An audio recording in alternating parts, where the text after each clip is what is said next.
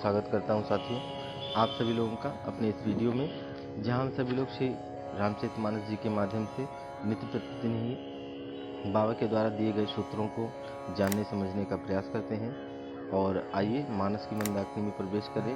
उससे पूर्व हम सभी लोग अध्यात्म के उन गूढ़ सूत्रों को जो मानस जी में ही प्रस्तुत बाबा ने हम सब लोगों को जो है दर्शाया है, बताया है, उसकी ओर एक तरफ जो है हम जान लेने का प्रयास करें। आइए बाबा की आज एक चौपाई को ही समझ लेंगे। मुझे लगता है कि उसमें ही सारे गूढ़ तत्व छिपे पड़े हैं। बाबा एक चौपाई के माध्यम से बता रहे हैं आज साथियों कि वह दुष्ट तो है ही हैं जो अशुभ संस्कृति के अनुयायक हैं, जो दुष्टता के समर्थक हैं, जिनके विषय में पीछे हम सभी लोगों ने आप लोगों से चर्चा भी करी थी कि वो कौन कौन से पैरामीटर हो सकते हैं, वो कौन कौन से दुर्गुण हो सकते हैं, जिनको यदि हमारे भीतर होते हैं तो हम एक अशुभ की श्रेणी में, एक दुष्ट की श्रेणी में हमारी जो है गणना होती है। आज बाबा कहते हैं कि 14 ऐसे लोग हैं जो है ना कि जो जिनके अंदर यह प्रवृत्ति यदि पाई जाती है, अधिक मात्रा में पाई जाती है, तो वह व्यक्ति शरीर से हष्टपुष्ट भले हों, देखने में लंबे चौड़े गौरे चिट्टे भले हों, और धन से परिपूर्ण भले हों, सुख संपदाओं से परिपूर्ण भले हों, पर बाबा की अपनी जो दृष्टि है और बाबा का अपना जो सिद्धांत है और मानस जी में जो उन्होंने वर्णन किया है, वो उस विषय में वो बतलाते हैं कि ऐसे व्यक्ति जीवित जरूर हैं किंतु वो मरे हुए व्यक्ति के समान है। वह एक चलती फुर्ती जो है श्वास की एक केवल धोकनी के माध्यम से उनका जीवन चल तो रहा है, किंतु वे जीवित होकर के भी किसी कार्य के योग नहीं है। वो मृत्यु तुल्य ही उनकी गणना करते हैं ऐसे व्यक्तियों की। तो कौन कौन से हैं, आइए एक ही चौपाई में हम सारी बातों को समझ लेंगे। कि कौल काम बस कृपन विमूढ़ा, और अति दरिद्र अतिशी अति बूढ़ा। कौन कौन लोगों को बताया? पहला बताया है जो बहुत ज़्यादा काम के वशीभूत होकर के अपने जीवन को निर्वाह कर रहे हैं, जिनको हर वक्त जो है ना वह काम पीड़ा सताती है। काम के खैर बहुत सारी और भी व्याख्या है, किंतु हम आज उसी कार्य को काम के रूप में लेते हैं जो इंद्रियों की संतुष्टि के लिए, हम अपनी वासनाओं की पूर्ति के लिए हम काम को कहते हैं। उस काम में यदि हमारा मन बार बार निर्लिप्त है, क्योंकि बाबा अपने जीवन से भी इस बात को दर्शाते हैं कि कभी हम भी उस काम के पीछे इतने दीवाने हुए कि हमने भी दिन को दिन नहीं समझा, रात को रात नहीं समझा, न वर्षा को देखा, न नदी को देखा, न जंगल झाड़ पहाड़ी को देखा, न हमने सर्प को देखा और न हमने मुर्दे को देखा। सिर्फ हमारे दिमाग में क्या बैठा हुआ था? काम काम काम। किंतु पत्नी ने जब हमको लात मारी, हमको दुत्कारा, और जब हमारे जीवन में राम का अवतरण हो गया तो फिर वो काम विदा ही हो गया, है ना। तो यदि हम काम से बहुत पीड़ित हैं, है ना, तो वो व्यक्ति भी जो है जिसके जीवन में केवल काम की ही अधिकता है, तो वो व्यक्ति के बारे में बाबा पहले बतलाते हैं कि ऐसे लोग भी जो है वह जीवित मृतक व्यक्ति के समान ही है। यदि अधिकता है तो सामान्य तो हर किसी व्यक्ति के जीवन में होता ही है ना, किंतु यदि अन्य चीज़ों से विमुख होकर के हम काम में ही अगर निर्लिप्त हैं तो कहीं ना कहीं जो वह हम लोगों के लिए बाबा निर्देश करते हैं कि वो हमारे लिए अच्छा नहीं है। आगे चलते हैं। कृपन विमूढ़ा, यदि हम बहुत जो है कंजूस प्रवृत्ति के हैं साहब, है ना, यदि हम जो है बहुत कंजूस प्रवृत्ति के, हमारे पास में धन हो करके भी और हमारे अंदर यदि भाव ही नहीं है कि हम दूसरों को जो है दे पाए, हम आरती में भी पैसा निकालने के लिए 1 रुपए का सिक्का ढूंढते हैं, तो वो कहते हैं कि वो फिर जिसके अंदर भाव ही नहीं है साहब, धन तो परमात्मा है, मन नहीं है, तो कहते हैं फिर जब मन ही मर गया है भैया तेरे भीतर का, तो तू जिंदा होकर के क्या है, एक सांस की धोकनी तेरे अंदर चल ही रही है ना। मन हृदय विशाल होना चाहिए, कलेजा बड़ा होना चाहिए। बाबा कहते हैं व्यक्ति को कैसा होना चाहिए कि जैसा परमात्मा ने अगर धन दे रखा है तो उसको जो है अच्छे कार्यों में लगाने के लिए व्यक्ति के भीतर अच्छा मन की भी आवश्यकता है ना। आगे देखते हैं। और अति दरिद्र अजसी अति बूढ़ा, बहुत दरिद्र व्यक्तियों के विषय में भी बाबा ने लिखा है कि वो जो अपने जीवन को किसी तरह निर्वाह कर रहे हैं, तो वो मरे नहीं हैं, परंतु वो मरे हुए व्यक्ति के समान ही हैं, और ऐसे को मर ही जाना चाहिए। अगर तुम अपने जीवन में इतनी भी साहस नहीं जुटा पा रहे, इतनी भी हिम्मत नहीं जुटा पा रहे, इतनी सामर्थ्य और शक्ति नहीं जुटा पा रहे कि तुम अपने जीवन के निर्वाह मात्र के लिए आप जो है धनार्जन कर लो, तो भैया तुमको शरीर परमात्मा ने दे दिया और तुम उसका सदुपयोग नहीं कर पाए, तो तुमको जीवित रहने का कोई अधिकार नहीं। मर जाते तो ज़्यादा अच्छा रहता है ना। बुद्धि दे दिया, विवेक दे दिया, हम और आपसे अच्छे तो वो पशु है साहब, कि जो पशु को कुछ नहीं करना आता है, फिर भी वो अपना जीविकोपार्जन भी कर लेते हैं, अपने बीवी बच्चों की भी जो है सेवा कर लेते हैं, जो पशु हैं। और हम मनुष्य होकर के, है ना, और उसके बाद भी यदि हम इस प्रकार का जीवन यदि हम यापन कर रहे हैं, तो कहीं ना कहीं हम लोग जो है ना उस वाली कैटेगरी में फिर हमारा नाम आ ही जाता है, जहाँ बाबा हम लोगों को लेकर के जाते हैं। फिर अति बूढ़ा। अति बूढ़ा मतलब क्या है कि एक तो अवस्था की बात है ही है भाई, है ना, और अवस्था में भी जब व्यक्ति की ऐसी स्थिति आ जाए कि उठना बैठना चलना फिरना हर काम के लिए, और तो कहते हैं कि फिर वो जिंदगी भी नर्क के ही समान जीवन है, उस जीवन को भी मृत्यु के ही समकक्ष रखा गया है, उसमें भी व्यक्ति को मर ही जाना ज़्यादा बेहतर है। परमात्मा से यही प्रार्थना होनी चाहिए कि हम शरीर छूट जाए, बढ़िया रहेगा। आगे देखें कि सदा रोग बस संतत क्रोधी।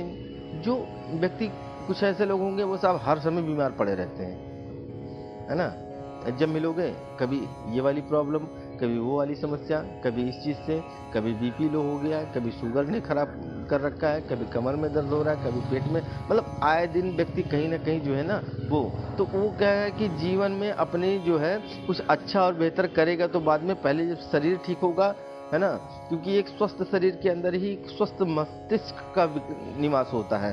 अब हमारा शरीर ही यदि ठीक नहीं है तो विचार भी अच्छे नहीं आएंगे, मन बार बार ढूंढ करके वहीं जाएगा। यदि आपके दांतों में कहीं दर्द होने लग जाए साहब, तो बार बार दिमाग जो है ना वहीं, जीवा भी वहीं लगेगी जा करके, और दिमाग भी वहीं ले जा करके लगेगा। फिर ना पढ़ने में मन लगेगा, ना पढ़ाने में मन लगेगा, ना सुनने में, ना सुनाने में, मतलब मन जो है ना वो बार बार ले जा करके वहीं केंद्रित होगा। तो कहते हैं कि भैया अब तू है किसी काम का नहीं, क्योंकि तू आए दिन ही बीमारी रहता है। तो तू अपने ही जीवन में अगर लगा हुआ है तो तू मरे हुए व्यक्ति, क्योंकि तू आप जैसे लोगों से कुछ समाज का हित नहीं होने वाला, आप अपनी ही जीवा पूर्ति कर लो ना, और अपने में ही आप जीवन आपका व्यस्त हो जाएगा। ना आप बीवी बच्चों के बारे में कुछ कर पाओगे, ना आप अपने माता पिता के विषय में, ना अपने जीवन में कुछ अच्छा कर पाओगे। तो इसलिए क्या है कि व्यक्ति को, चलिए ठीक है, ये तो एक प्राकृतिक परेशानी है भाई बीमार हो जाना, किंतु यदि व्यक्ति ज़्यादा बीमार रहता है तो वो बीमार होना भी जो है एक अच्छा सिम्टम्स नहीं बताया गया है बाबा के सूत्रों के अनुसार। आगे देखते हैं। सदा रोग बस संतत क्रोधी। और जो जिसके अंदर क्रोध बहुत भरा पड़ा हुआ है ना, तो उसको भी बाबा जो है यहाँ पे कहते हैं कि ठीक है क्रोध का होना जरूरी है ना, किंतु यदि हर बात में व्यक्ति के अंदर क्रोध ही आ जाता है, तो हर बात पे गुस्सा आ जाता है, हर बात पे आदमी जो है वो हो जाता है, तो कहते हैं कि भैया तूने दूसरा स्वाद तो चखा ही नहीं अपने जीवन में, एक ही रस को लेकर के तू अपने जीवन में रसना की तृप्ति कर ली है तुमने, है ना, और उस रस का नाम है क्रोध वाला। दूसरा रस तो तुमने चखा ही नहीं है।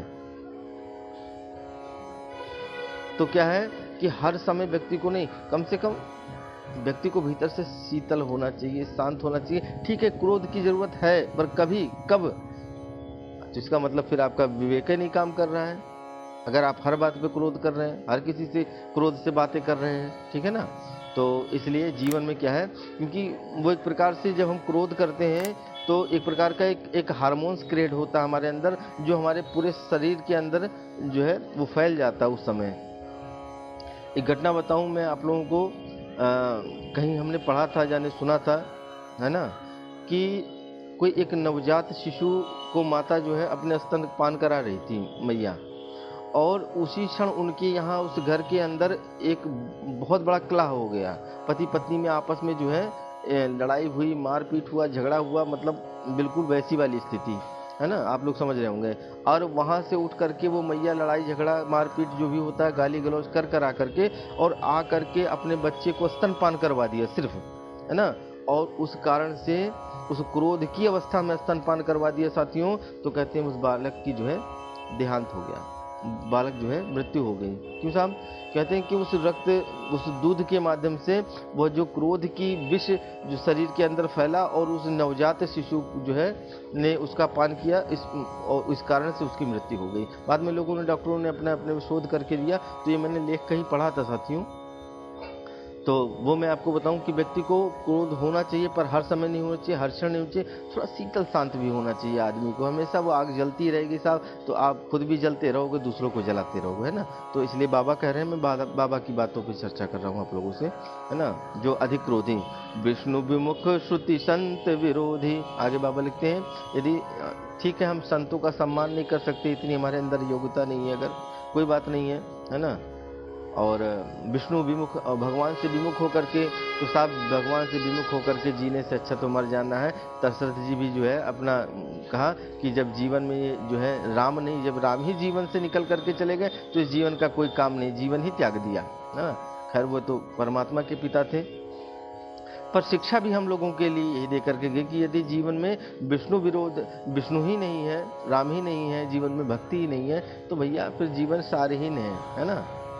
और हम दूसरी बात बाबा कहते हैं कि संत विरोधी, अगर संत का हम सम्मान नहीं कर सकते हैं तो हम दूसरों का विरोध ना करें, दूसरों पे टीका टिप्पणी ना करें, दूसरों के ऊपर जो है हम इंगित करके हम लोग कहते हैं कि देखो साहब ये बाबा बैरागी बन करके घूम रहे हैं और चाहे तो अपना मेहनत करके खा सकते थे। अरे भैया आप अभी वहाँ तक नहीं पहुँचे हैं, हम लोगों के लिए तो लगता है, पर साधु बनना इतना सरल भी नहीं है। तो हम दूसरों को उस पथ पे नहीं चल सकते, तो कम से कम दूसरों का ना तो विरोध करें और ना दूसरों के ऊपर किसी प्रकार का टीका टिप्पणी करें, ऐसा नहीं होना चाहिए। आगे हम अंत में बिल्कुल बहुत शर्त में कि तन पोषक निंदक अघ खानी, जो पाप का खाता है साहब, है ना, तन पोषक, जिसने अपने जीवन का लक्ष्य केवल एक ही रख रखा है, क्या, खाओ पियो मौज करो, है ना।